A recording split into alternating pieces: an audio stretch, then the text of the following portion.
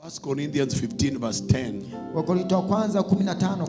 1 Corinthians 15 verse number 10. Wakorintho wa kwanza 10.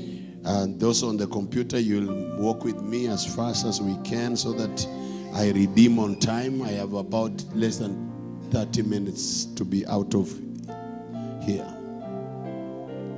The Bible says, by the grace of God, I am what I am. Kwa neema ya Mungu nipo vile nilivyo. And his grace toward me was not in vain. Na neema yake iliyo kwangu ilikuwa si bure. But I labored more abundantly than they all. Bali nazidi sana kufanya kazi kupita wao wote. Yet not I, Wala si mimi, but the grace of God which was with me. lakini bali neema ya Mungu iliyo pamoja nami. Hallelujah. Hallelujah. Paul says, Paulo anasema but by the grace of God, ya kwamba kupitia neema ya Mungu I am what I am. nipo vile nilivyo. And his grace toward me was not in vain. Na neema yake iliyo juu yangu si bure. Hallelujah. Hallelujah. One of the things as a child of God, Ya kwamba kile kinachotufanya kama wana wa Mungu, you must be able to take care of ni lazima ukijali na is kukihifadhi the grace of God. ni neema ya Mungu. So that the grace of God in your life Ili ya kwamba neema ya Mungu juu ya maisha yako does not become useless. ya kwamba iwe bure. Hallelujah. Hallelujah. Each one of us Kila mmoja wetu has been given a measure of grace. amepewa kipimo cha neema. Come on. Two things the Bible talks about Vitu viwili Biblia inavizungumzia that have been given to us kwamba vimepeana kwetu by measure kupitia kipimo is faith ni imani and is grace. na neema. Bwana asifiwe. Bwana Yesu asifiwe. So Paul says, Basi Paulo anasema give me back the scripture. By the grace of God, kupitia neema ya Mungu I am what I am. ndivyo nilivyo. Bwana asifiwe sana.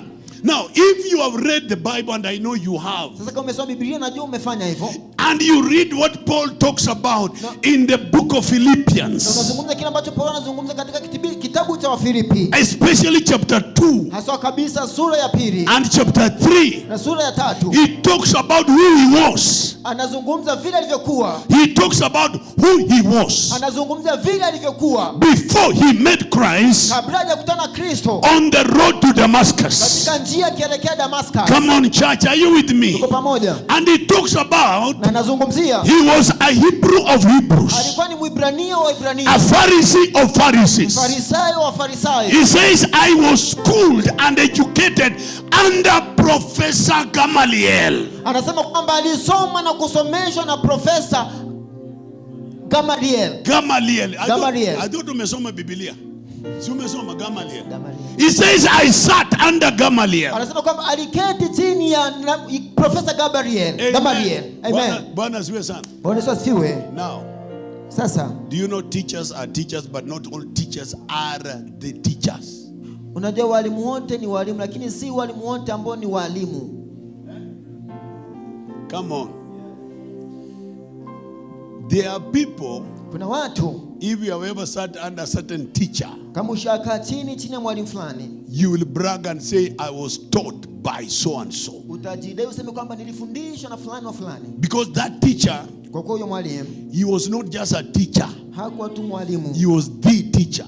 alikuwa ni mwalimu haswa. Bwana asifiwe sana. Bwana Yesu Kwa asifiwe. hivyo, he is bragging Hivyo basi anajidai, and he says, anasema I sat under Gamaliel. niliketi chini ya Gamaliel. Let me back up because some of you missed me on that. Acha nirudie kwa sababu wengine mmekosa hilo. He says, I am, when it comes to Kwamba Hebrews, inapokuja kwa Ibrania, I am a Hebrew of Hebrews, mimi ni Mwibrania wa Ibrania, circumcised the 8th day. niliyetiwa tohara siku ya 8. 8th day. Nilitahiriwa siku ya 8. Kunywa maji. Bwana asifiwe. I know when Hebrew needs some water.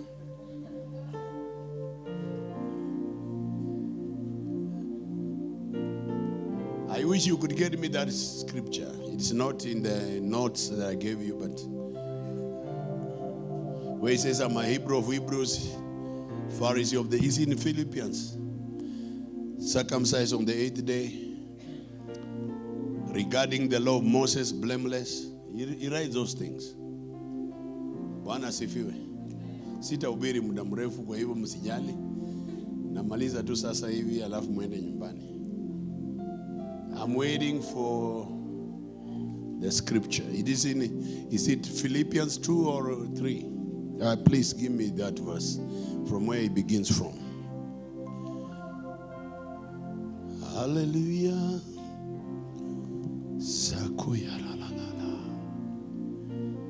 Oh my God. Our computer is slow, not the people. Hallelujah. Make sure you give me what I want.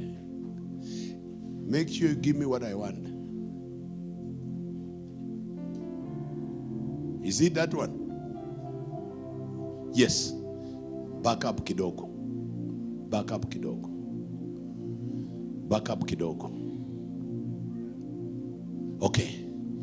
Bwana asifiwe. Bwana Yesu asifiwe. Look at verse 3. Hebu angalia aya 3. Philippians 3:3 says, "For we are the circumcision who worship God in the spirit." Maana sisi si tohara, tumwabudu Mungu kwa roho. Amen. Amen. We are the circumcision. Hujasoma vizuri? Maana sisi tu tohara. Amen. We are the circumcision. Maana sisi tu tohara. Who worship God in the spirit. Tunaomwabudu Mungu kwa roho. Rejoice in Jesus Christ. Kuona furaha juu ya Kristo Yesu. And have no confidence in the flesh. Wala hatutumaini mwili. Amen. Amen. We have no confidence in the flesh. Na kwamba hatuna tumaini juu ya mwili. Though I also might have confidence in the flesh. Na kwamba sina tumaini juu ya mwili. Soma vizuri. Maana sisi verse 4. Walakini mimi ningeweza kutumaini mwili. Mimi ningeweza. Anasema we are of the circumcision which, come on, who worship God in the spirit.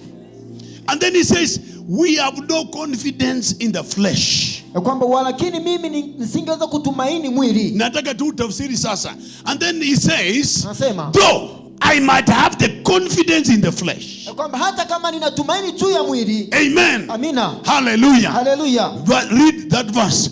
He says, if anyone else thinks he may have confidence in the flesh, I more so. Mtu yeyote akijiona kuwa anayo sababu ya kutumaini mwili, mimi zaidi. Amen. Amina. Yani anasema kama kuna yeyote, come on.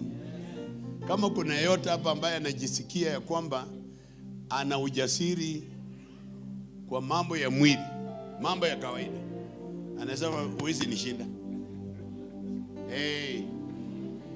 Bwana siwe sana. So unajua kuna wakati mwingine tunaringanga kwa sababu ya vile tuko. Wewe hujui nilizaliwa wapi. Wewe hujui mimi ni kabila gani. Sisi tuko kwa serikali. Si ndivyo? Unaambia mtu mwenye hayuko kwa serikali? Upande hii umenyamaza nini? Unaambia mtu ya kwamba I wish mimi baba yangu kwetu. Come on. Unaringia mambo ya kimwi. Oninya mringangi mambo ya kimwi. Waje niende kwa watu watu wenye wanaelewa. Mnaelewa hii maneno? Upande hii wanajifanya wa kiroho sana. Bwana asifiwe sana. Are you with me? So Paul anasema if there is anyone kama kuna yeyote who thinks anayefikiria he may have confidence ya kwamba anaweza kuwa na ujasiri in the things of the flesh, katika vitu vya kimwili, he cannot defeat me. Sasa yeye hawezi mshinda yeye. And then he says in the next verse, anasema katika mstari ufuatao, he is now talking about him. Sasa anajizungumzia. He says when it comes to circumcision, inapokuja katika tohara. Amen. Amina. I was circumcised on the 8th day. Na litahiriwa siku ya 8. According to the law of Moses. Kulingana na sheria ya Musa. According to the covenant God made with Abraham. Kulingana na agano ambalo Bwana aliweka na Ibrahimu. And he told him, na anamwambia, on the 8th day, katika siku ya 8, you must circumcise your firstborn. Every boy. Ni lazima utahiri mzaliwa wako wa kwanza who is born in your family. ambaye amezaliwa katika So he says according to the law. Na anasema kwa kulingana na sheria. I was circumcised nilitahiriwa on the 8th day. Siku nguvu ya 8 of the stock of Israel, kwamba katika nchi ya Israeli, of the tribe of Benjamin. katika kabila ya Benjamini, He says when it comes to the tribe, anasema kwamba ninapokuja katika kabila, I am of the stock of Israel. mimi ni kabila ya Israeli. Mimi si mtu tu. Come on. And then he says when it comes to the tribe, Ninapokuja katika kabila, I am of the tribe of Benjamin. yeye anatoka katika kabila ya Benjamini, A Hebrew of Hebrews. Ibrania wa Ibrania. Hey, ni kama kusimama hapa na kusema kwa Waluya, mimi ni Mluya wa Waluya. Concerning the law, kulingana na sheria, I am a Pharisee. mimi ni Mfarisayo. Bwana asifiwe. But when this man, Lakini kama huyu mtu, when this man, huyu mtu, when this man wakati huyu mtu met Jesus alipokutana na on Yesu the way to Damascus, katika njia kuelekea Damascus, all these things hivi vitu vyote became rubbish. vikawa takataka, Became rubbish. vikawa takataka. All that he had gained Yote aliyoyapata in this life haya maisha became rubbish. vikawa takataka. Give me the next verse. Give me the next verse. Tarufuatao, He says concerning zeal, kwa habari ya juhudi, persecuting the church, mwenye kuriudhi kanisa, concerning righteousness, kutokana na haki which is in the law, inayopatikana kwa sheria, I am blameless. mimi sikuwa na hatia. Verse number 7. He says, but what things were gained to me, Lakini mambo yale yote aliyokuwa faida kwangu, I have counted them loss naliyahesabia kuwa hasara for Christ. kwa ajili ya Kristo. In other words, Kwa maneno mengine, grace neema took over.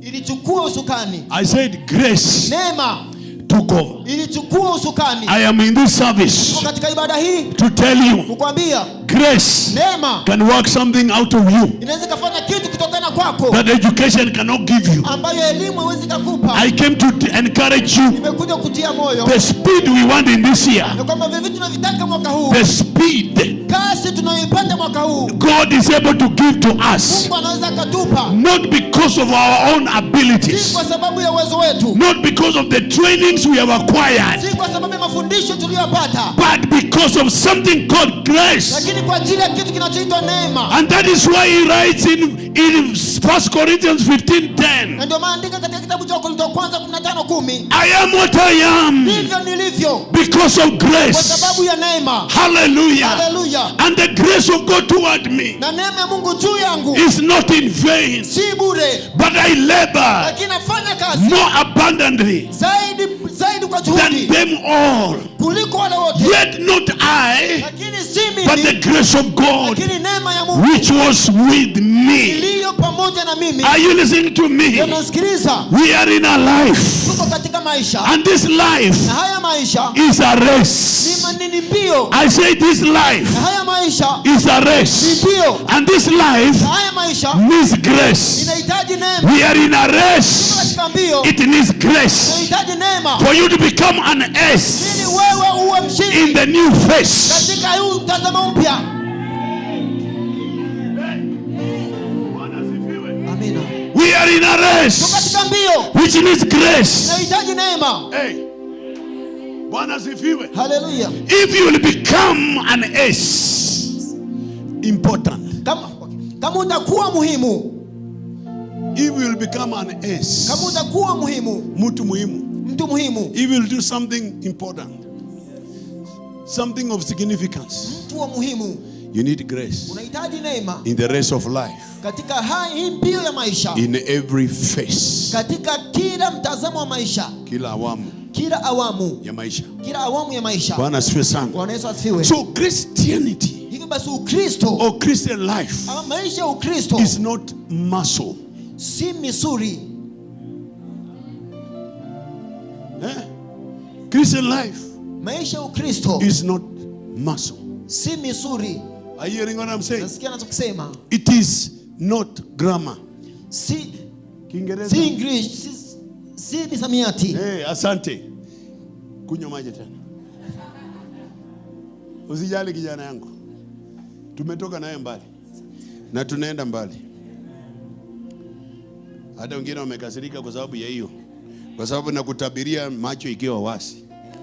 Nasema tumetoka mbali na tunaenda mbali. Amen. Kunywa maji tena. I'm the only one who allows you to drink water. Bwana asifiwe. Amen. Bwana asifiwe sana. Amen. So Christianity, Hivyo basi Ukristo, Christian life maisha ya Ukristo is not muscle. si misuri. Unajua mtu anaweza fikiria there's anybody special. Somebody may think there are some people are special. Tunaweza kafia kwamba kuna watu ambao ni maalum. It is not muscle. Si misuri. And I'm saying it is not grammar. Nimesema kwamba si misamiati. Christianity, Ukristo, Christian life maisha ya Ukristo is not connections. si miunganiko. Well, some people say it is because so and so is connected. Kuna tunasema kwamba kuna mtu fulani ameunganika. Before connection, Lakini kabla muunganiko it is grace. ni neema. I say before connections. Nimesema kwamba kabla muunganiko. I have met some pastors. Nimekutana wachungaji I have baadhi. met Nimekutana with many na pastors, wachungaji wengi, friends of mine. marafiki wangu. They tell me, please, Waniambia tafadhali niundie ka connection. Niundie ka connection. Mimi sina connection. Nasema I don't have a connection. sina miunganiko. I don't promise anybody a connection. Simwahidi mtu yote muunganiko wowote. Kama uko kwa hii church ili ni kuconnect, please, I don't have a connection. Hana muunganiko wote kama uko mahali hapo unganishwe. Bwana sifiwe. Amen. But I have grace. Lakini nayo neema. I say I carry grace. Nasema ninabeba neema. I say I carry grace, Ninabeba neema which can give you more than connection. ambayo inaweza kukupa zaidi ya miunganiko. Hey, I may not give you money, Yawezekana sikupe pesa, but lakini one thing I say, kitu kimoja you ninachokisema need to put a demand. ni lazima uweke msisitizo. Lazima uweke demand. You must put a demand Lazima uweke msisitizo fulani on the oil katika haya mafuta that Azango carries, ambayo Azango anayabeba. and say, Lord, Nasema Bwana, the oil that is working, mafuta yanayotenda kazi, let it work for me. acha atende kazi kwa The oil that opens door mafuta yanayofungua milango for this man, kwa jina la mtu. let it work for me. Yanitende The kazi. oil of favor Mafuta kibao on this man, katika huyo mtu. let it become on me. Yatakuja juu yangu.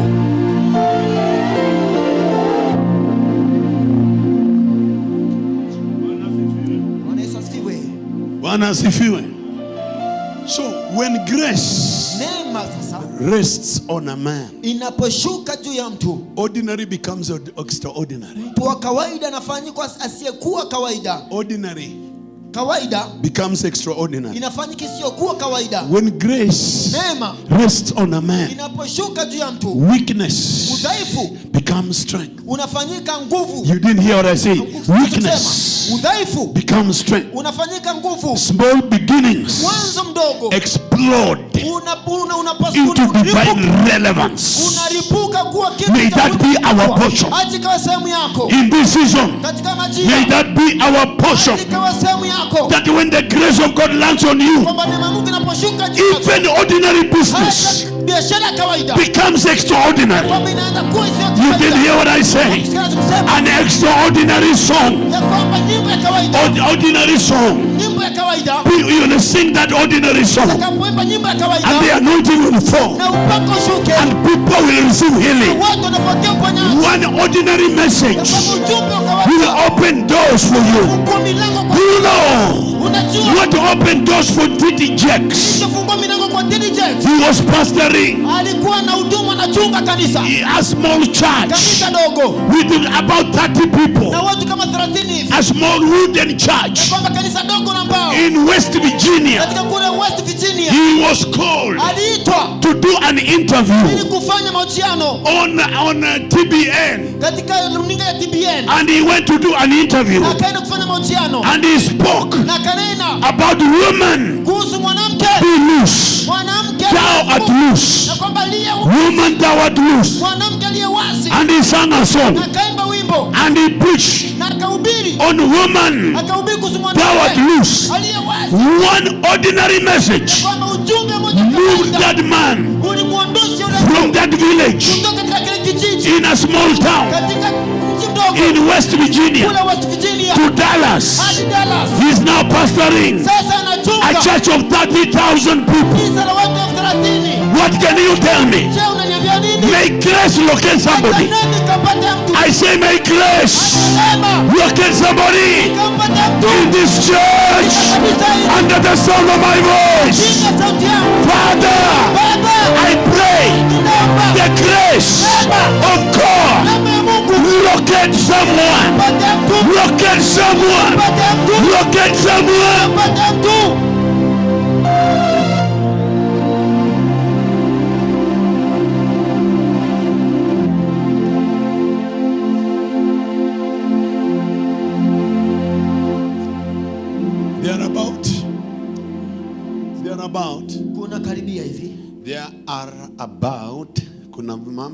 There are about 8 things that grace can do to a believer.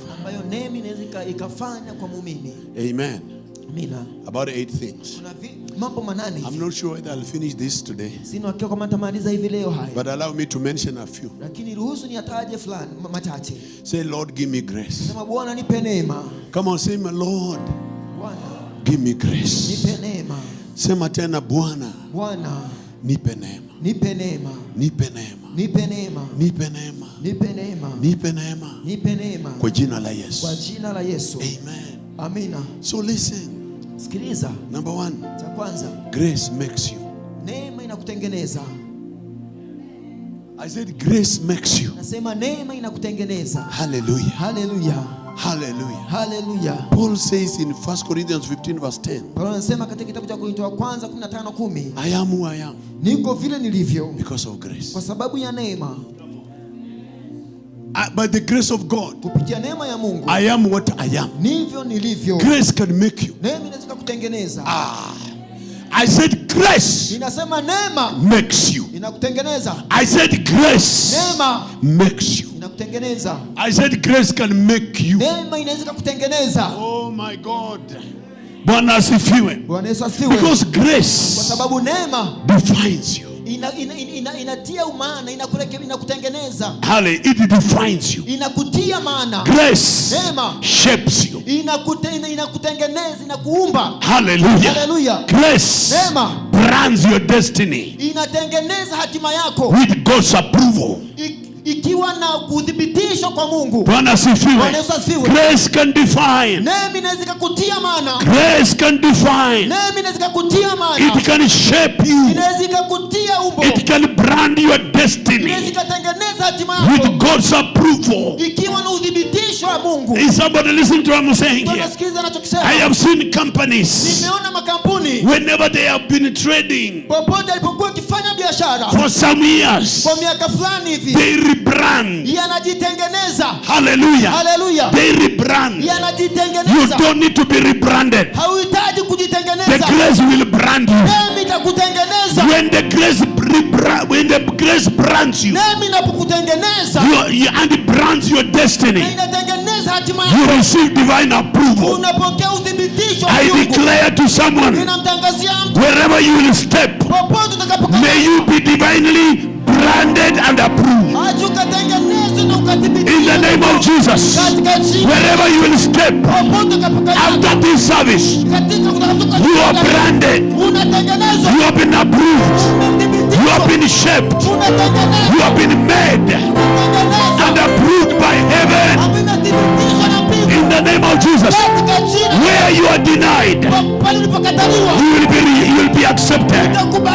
In the name of Jesus. Hallelujah. Hallelujah. Hallelujah. When grace comes upon us, we are defined. We are shaped. We are branded. Hallelujah. Hallelujah. Praise the Lord. Listen to me. He says, I am what I am.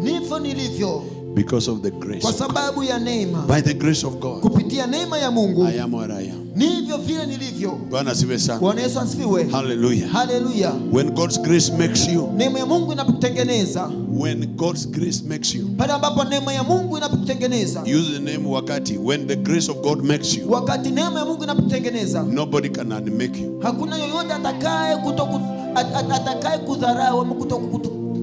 Atakaye kubomoa.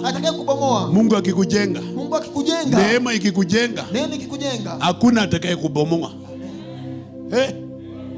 Bwana sifiwe.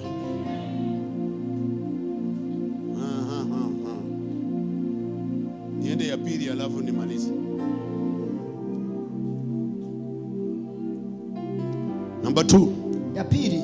Grace. Neema empowers you. Inakutia nguvu, inakuwezesha. Grace. Neema empowers you. Inakuwezesha. 2 Corinthians 12:9. Wakorintho wa kwanza 12 verse 9. 12:9.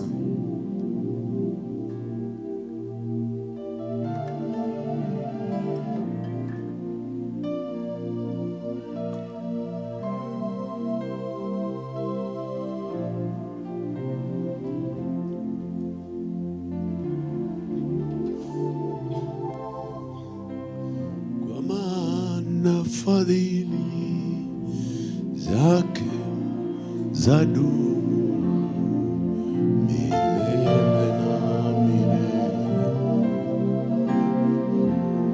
Nasema asante.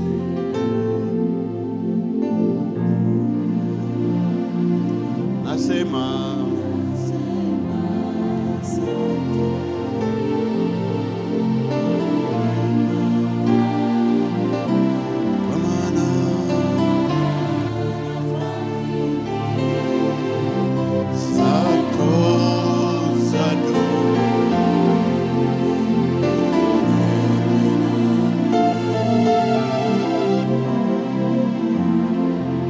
so the Bible says, and he said to me, my grace neema yangu is sufficient for you, inatosha kwa ajili yako, for my strength kwa sababu nguvu zangu is made perfect in weakness. imetengenezwa halisia katika udhaifu wangu. Therefore most gladly I will rather boast in my infirmities. Therefore most gladly I will rather, the same verse, I'll rather boast in my infirmities, that the power of Christ may rest upon me. Naye akaniambia, neema yangu ya kutosha, maana uwezo wangu hutimilika katika udhaifu. Basi nitajisifia udhaifu wangu kwa furaha nyingi, ili uwezo wa Kristo ukae juu yangu. Amen. Amina. Are you seeing this verse? Nakiona hivi, Grace neema empowers us. inatuwezesha. I said grace empowers you. Nimesema neema inakuwezesha. He says, Anasema God answered him and told him. Bwana akamjibu akamwambia. You know, Paul was praying Ndio Paulo alikuwa naomba that the thorn which was in his flesh kwamba mwiba ambao ulikuwa katika mwili wake be removed. kaondolewe. Okay? And then as he was praying, Na sasa alipokuwa akiendelea kuomba, God decides to answer him because God answers prayer. Bwana akaamua kumjibu kwa sababu Bwana anajibu maombi. God did not say, I'll remove the thorn, Bwana kusema kwamba nitaondoa mwiba. and we don't know what thorn it was. Na tujui ni mwiba ina gani ulikuwa. Theologians have come up with their own interpretations. Wana theolojia wamekuja na tafsiri yao wenyewe. I don't want to go there. Sitaki kuelekea mahali pale. But he prays and he says, Lord, take away the thorn Lakini anaomba na mwambia Bwana kwamba Bwana ondoa huu mwiba that is in my flesh. ambao uko katika mwili wangu. But God said to him, Lakini Bwana akamwambia, my grace is sufficient for you. neema yangu ya kutosha. Amen. Amina. And then he says, Na anasema for my strength maana uwezo wangu is made perfect in your weakness. hutimilika katika udhaifu.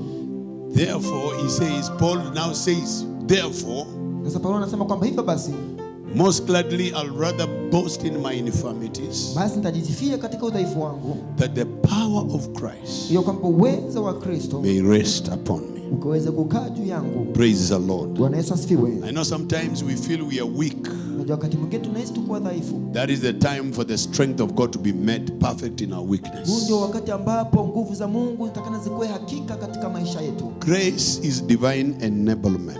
Neema ni uwezeshaji wa kiungu. It gives strength where flesh fails. Unatupa nguvu wakati ambapo miili yetu inaposhindwa. And I pray for each one of Na us, ninamwambia kila mmoja wetu, even as we are walking through this year, as we journey in this year, hata tunaposafiri, tunapotembea katika mwaka huu, where your strength will fail, pale ambapo nguvu zako zitakaposhindwa, may the grace of God prevail. acha neema ya Mungu ikainuke mahali pale. In the name of Jesus. Katika jina la Yesu. I don't know what awaits us, but I know.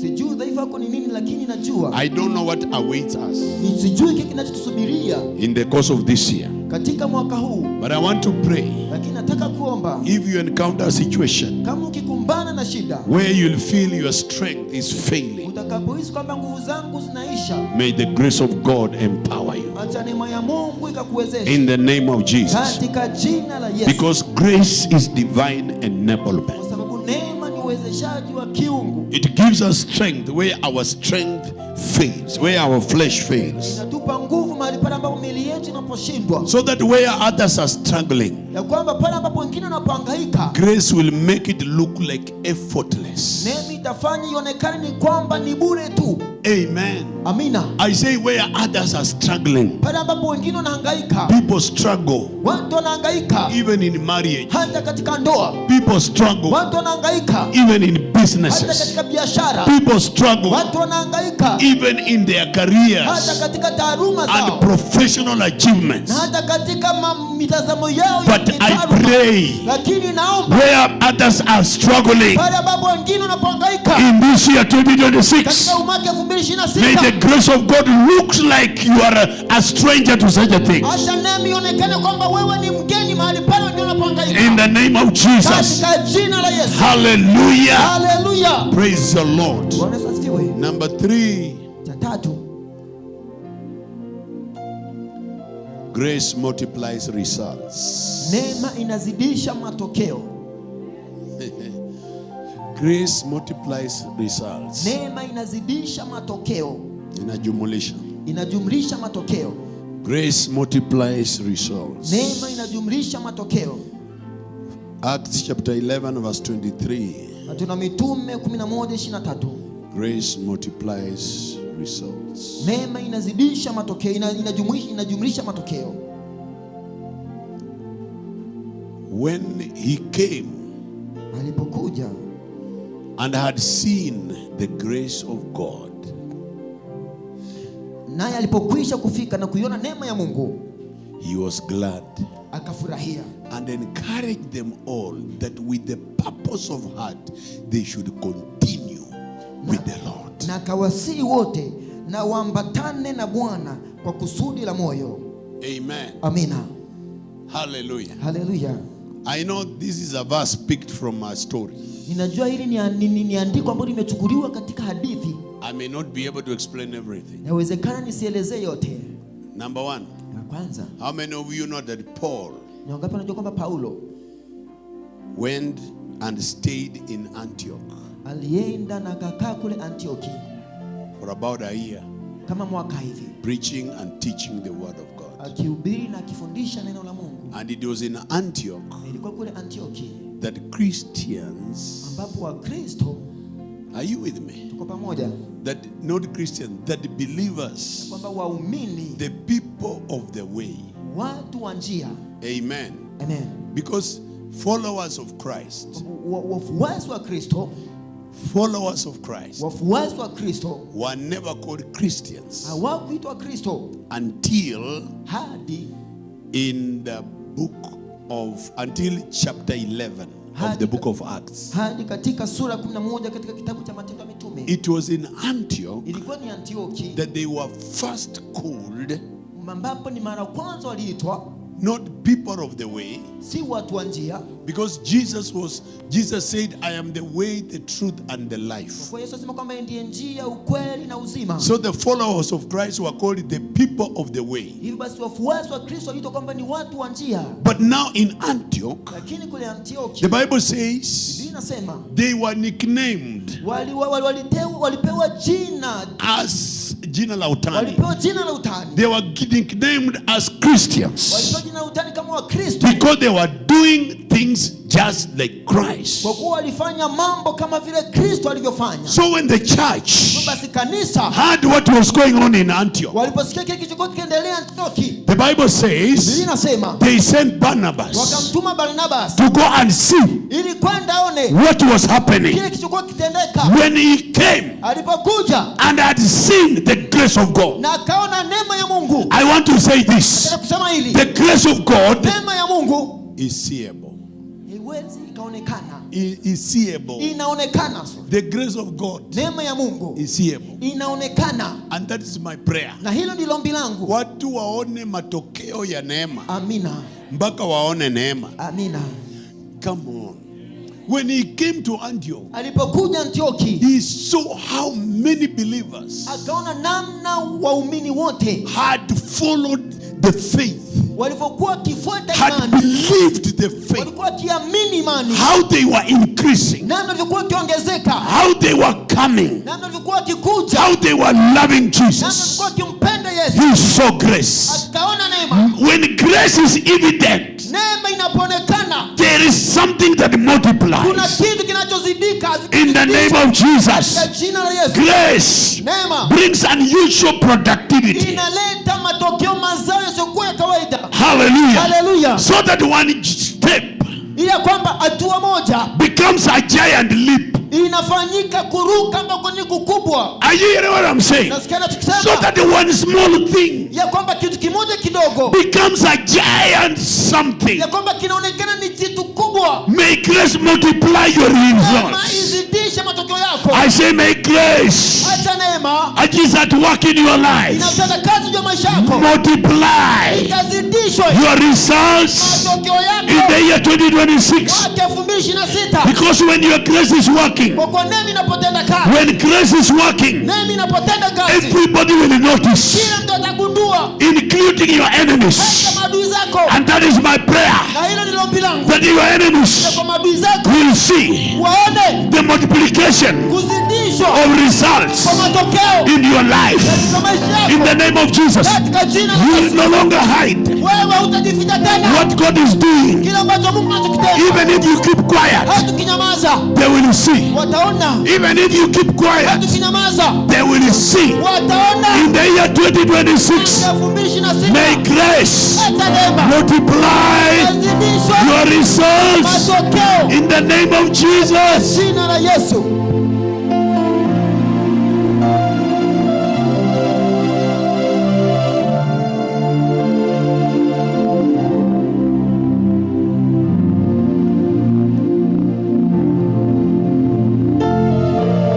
Kwa maana fadhili zako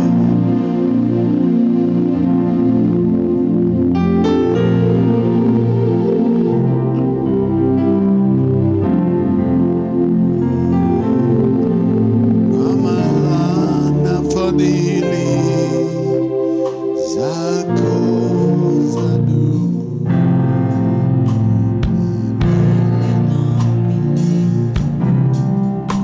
I'm done. Please stand up.